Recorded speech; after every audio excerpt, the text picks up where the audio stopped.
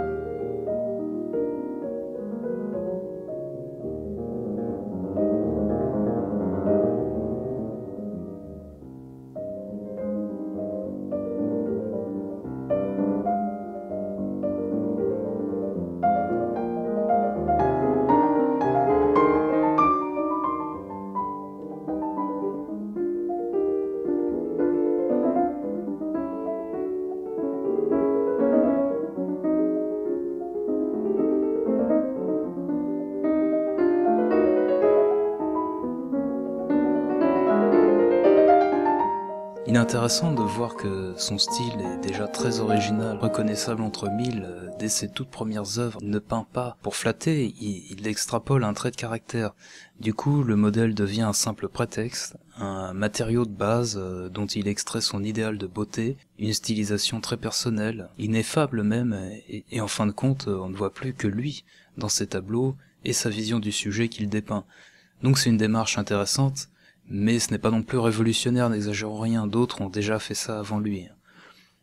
Alors les inspirations de Modigliani ne sont pas très difficiles à cerner.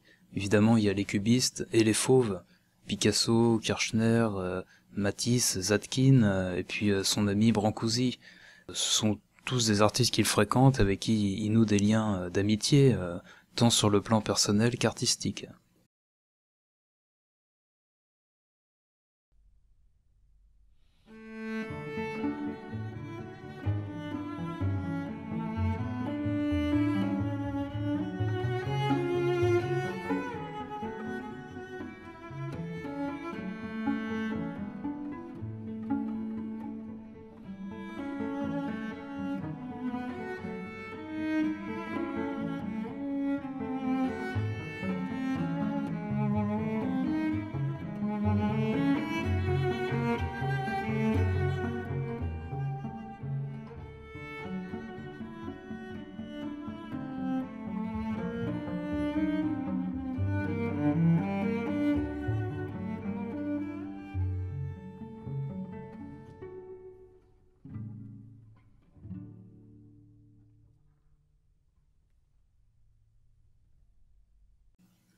Ça ne surprendra personne si je dis que son tableau préféré, c'est le garçonnet au gilet rouge de Paul Cézanne.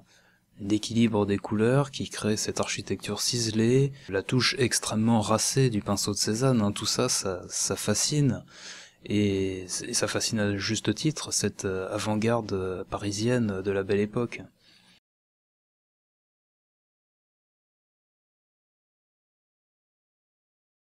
Avec sa haute idée de l'art, harmonieux et simple, Modigliani se met une très grosse pression et décide de laisser la peinture de côté un petit moment. En 1913, il parvient à se convaincre que la sculpture est la forme ultime de l'art. Ça coïncide avec sa découverte de ce qu'on appelle alors l'art nègre. Du reste, Picasso, Derain, Matisse passent aussi par cette étape. Modigliani aime sans doute le contact brut avec l'œuvre, on suppose qu'il fréquente activement l'atelier de Brancusi et partage évidemment son approche de la sculpture, l'idée selon laquelle il faut juste retirer le superflu pour arriver à une forme simple et naturelle si possible. C'est ce que faisait Michelangelo et c'est ce que fait aujourd'hui Giuseppe Pennone.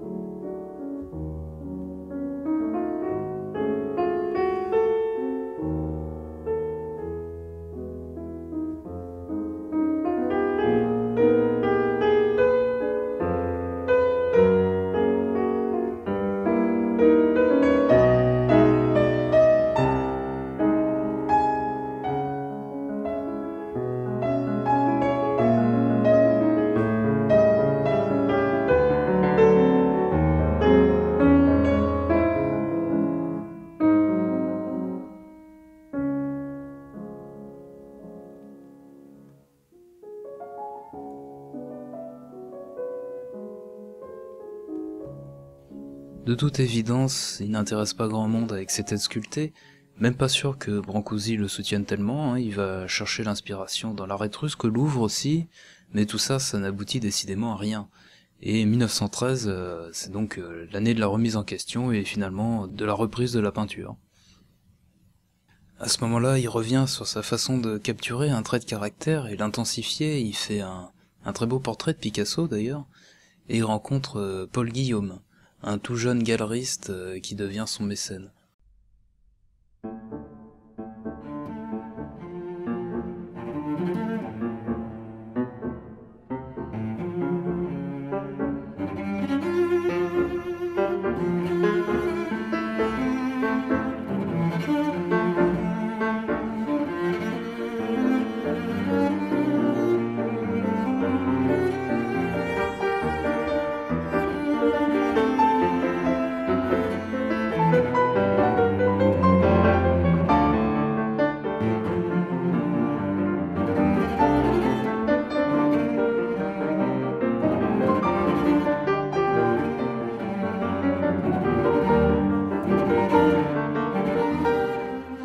1914, ce dernier expose Modigliani entre Giorgio de Chirico, Picabia et Larionov.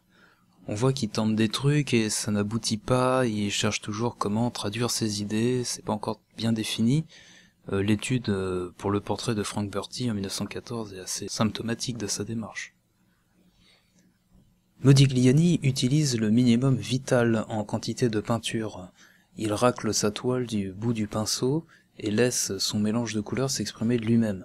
Les dégradés qu'il obtient en utilisant très peu de peinture sont quasiment accidentels. Il met du rouge et du noir ensemble sur sa palette, il mélange tout juste, et c'est en étalant sur la toile que les variations se font. Il applique certainement des couleurs pures avec les doigts pour renforcer ses touches, puis il frotte pour répartir et effacer les transitions. Je pense pas qu'il utilisait du lubrifiant, même si on avait déjà inventé ce dérivé du pétrole dans les années 1870. C'est toujours surprenant de voir en vrai à quel point la peinture est fine, aride, on la frotterait, elle disparaîtrait, on retrouve ce genre de surface dans le cubisme.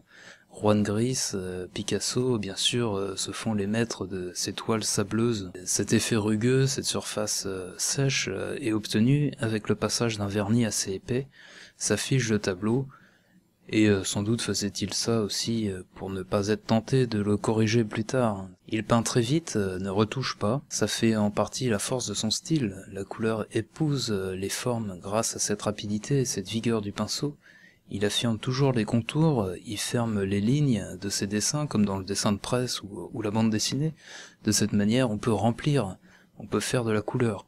Aussi lit-on très facilement sa peinture. Les lignes noires isolent les couleurs, créent des formes associées à une dominante, et ça donne cet équilibre si particulier à la composition. Alors même qu'il n'utilise pas la lumière, on ne saurait pas dire d'où vient la lumière, ou même s'il y a un éclairage. Ça fait partie de son envie de créer un art intemporel, dans le sens où on n'a pas de repères, pas d'indices sur les lieux, et rarement le nom du modèle. Il passe la réalité sous le filtre de son inspiration, et tout le monde a des yeux asymétriques, et tout le monde a des yeux en amande, et pour beaucoup ils sont vides, et nous avons en outre la tête allongée en signe d'élégance.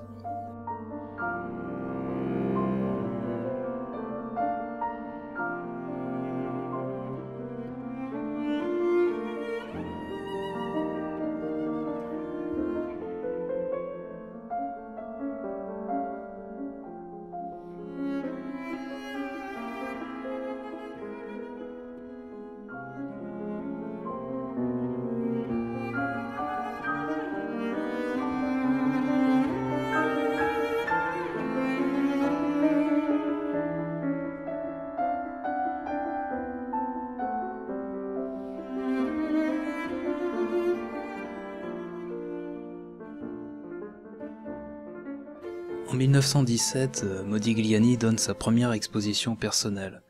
La galeriste Berthe Weil se spécialise dans la peinture contemporaine à 2 pas de l'Opéra Garnier, et ce n'est pas du goût de tout le monde. On trouve chez elle tous les fauves, tous les cubistes, et même les premiers abstraits. Aussi s'intéresse-t-elle à ce personnage que tous les peintres de l'avant-garde semblent connaître, mais qu'on n'expose pas. Et elle choisit d'exposer, parmi les plus belles toiles de Modigliani, sa série de nus.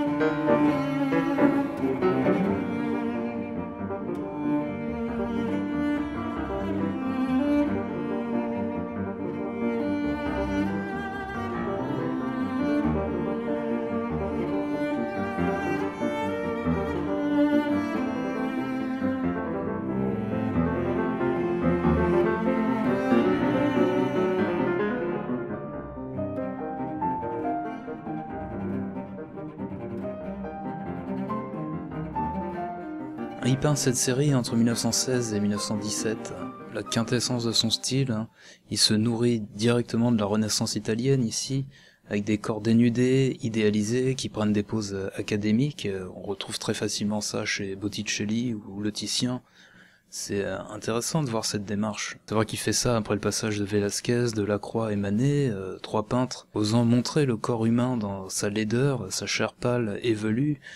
Au même moment, Henri Matisse, et aussi un peu plus tôt, Henri Cross ou Paul Cézanne, cherchent à sortir de cette nudité, soit poncive, académique, soit vulgaire.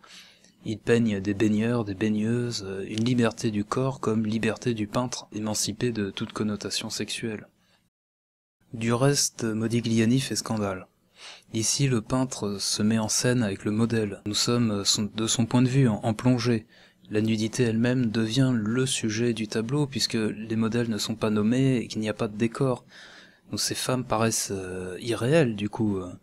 Le visage alangui de ces créatures n'est pas sans montrer un certain désir.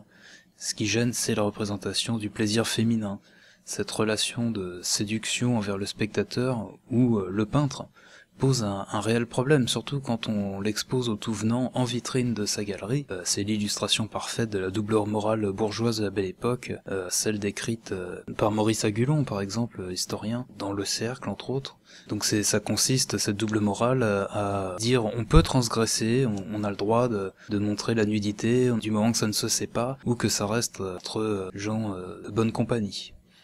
La justesse de la ligne chez lui, cette fluidité des formes, ça confine au surnaturel.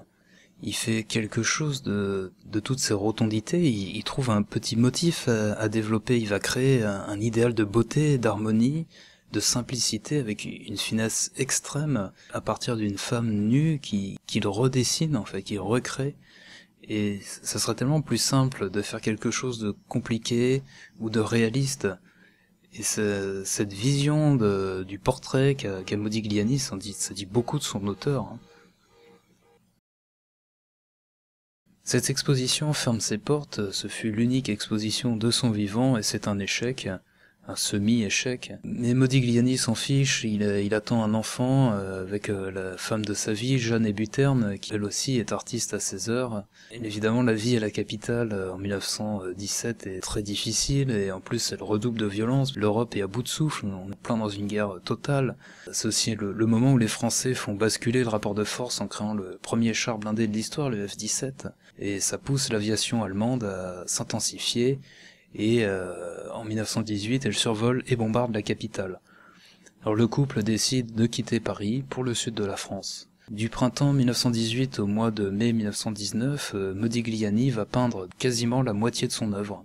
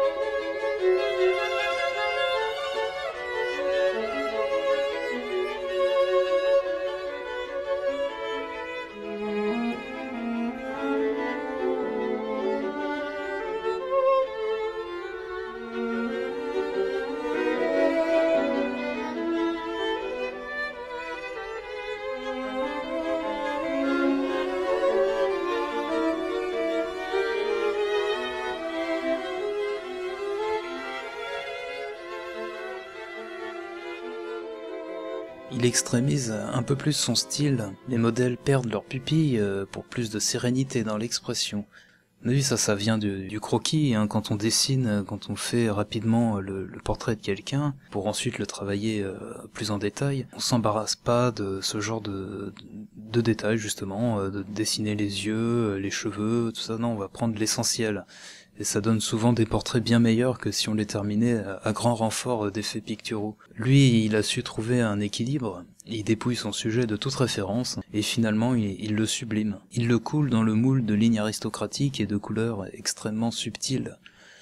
Tout se base sur les couleurs fondamentales, jaune, rouge, bleu. Je doute que toute la population de la Côte d'Azur partage ce même air digne, détaché et pensif au plus haut degré.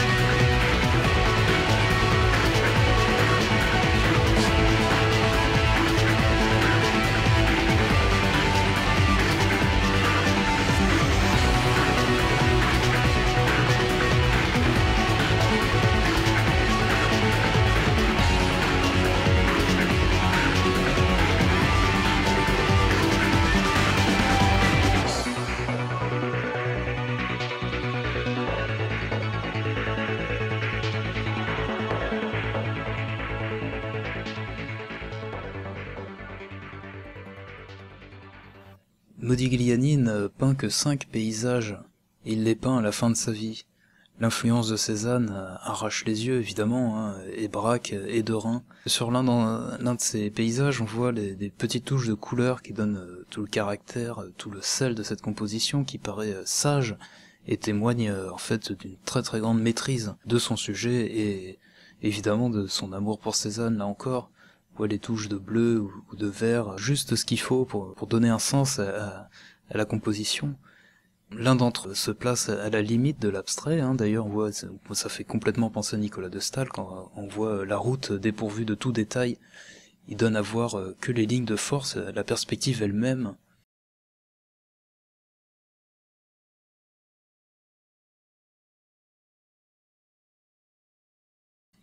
En 1920, il envoie des toiles à Londres et elles font une bonne impression, elles se vendent assez facilement. Son ami, le poète polonais Zborowski, sert d'intermédiaire. Mais en janvier 1920, Modigliani meurt brutalement, emporté par la tuberculose. Jeanne et Buterne, enceinte, se défenestrent, laissant leur fille d'à peine 1 an, orpheline. La sœur d'Amedeo Modigliani la recueille et publie dans la foulée une biographie de son frère, alors que celui-ci avait coupé les ponts depuis une vingtaine d'années. Les légendes autour de la vie de Modigliani s'avèrent anormalement nombreuses. Un artiste maudit, mort à 35 ans, comment passer à côté de ça, hein? Il est vrai qu'il était alcoolique au dernier degré, doublé d'un gros consommateur de hashish, mais on sait qu'il ne peignait jamais sous influence, il détestait ça. Il est par ailleurs mort d'une maladie parfaitement banale, la tuberculose. Il devait pas forcément être un homme triste ou sinistre. Les photos dont nous disposons, prises certaines par Jean Cocteau, ne montrent pas un type malheureux, hein. On devine un esprit au travail, préoccupé, conscient de sa condition. De fait, il court pas après la reconnaissance, là, d'accord. On peut pas pour autant mettre ça sur le compte d'une vision extrémiste de l'art. J'y crois vraiment pas, hein. Je pense plutôt qu'il a laissé... Il a laissé passer sa vie comme n'importe qui d'autre, il devait pas accorder beaucoup de valeur à sa propre existence. Il peint, il sculpte, il dessine comme pour tuer le temps, pour tuer son ennui. Il n'avait pas non plus vraiment l'envie de se faire connaître, c'est vrai. L'effort d'aller dans ce sens, il ne l'a jamais fourni. Il s'est créé une sorte de personnage dans le milieu artistique parisien. C'est le type qui ne perce jamais alors qu'il est bon et tout le monde le sait. Et il y en a des tonnes comme ça à travers toutes les époques. Modigliani est pas du tout quelqu'un d'exceptionnel de ce point de vue-là, hein. À sa mort, un certain nombre de pseudo-amis apparaissent et se mettent à écrire sur lui, forgeant ainsi la légende du héros romantique qu'ils auraient aimé qu'il soit, ne serait-ce que pour pouvoir dire « je l'ai connu ». En aparté, j'ajouterais que si Modigliani reste encore plutôt connu et aimé du grand public, hein, mais au sens large, hein, des gens qui vont au musée même sans forcément s'intéresser à la peinture, ils voient Modigliani, ils s'arrêtent devant, ils l'apprécient ou ils le détestent, mais au moins ça les touche, il y a quelque chose qui leur parle dedans. Et à mon avis, ça vient de cette mélancolie, de ce bonheur triste qu'il a de peindre, de montrer les hommes. Finalement, c'est assez positif ce qu'il nous montre, hein. C'est l'humanité, c'est pas du tout quelque chose de torturé, mais en tout cas c'est pas ce que je vois dans sa peinture.